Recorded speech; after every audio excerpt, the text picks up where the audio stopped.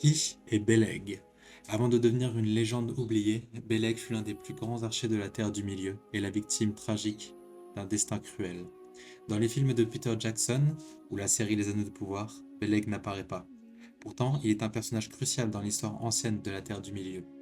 Beleg est un elfe de Doriath, le royaume secret de Thingol, et capitaine des archers, surnommé Cutalion, l'archer fort. Il était célèbre pour son habileté à l'arc et son inébranlable loyauté envers ses amis, notamment Turin Turambar, un autre personnage tragique. Beleg fait partie du Silmarillion, un des contes inachevés. Elfe Sindar, il ne vient pas de Valinor, mais est l'un des elfes gris restés en Terre du Milieu. Il servait le roi Thingol, mais refusa de rester enfermé à Ménégroth pendant la guerre. Il obtint la bénédiction de son roi pour traquer les ennemis de Morgoth dans les bois. C'est là qu'il rencontra Turin, jeune homme tourmenté, élevé chez les elfes.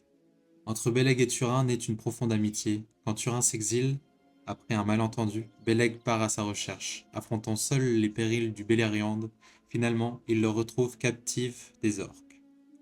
Beleg infiltre leur camp de nuit, tue les gardes et libère Turin. Mais au moment où il essaye de le réveiller, Turin, encore confus, croit être attaqué par un orc.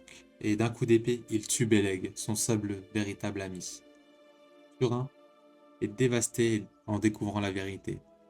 Cette scène tragique symbolise la malédiction qui pèse sur la lignée et la fatalité omniprésente dans les récits du Premier Âge.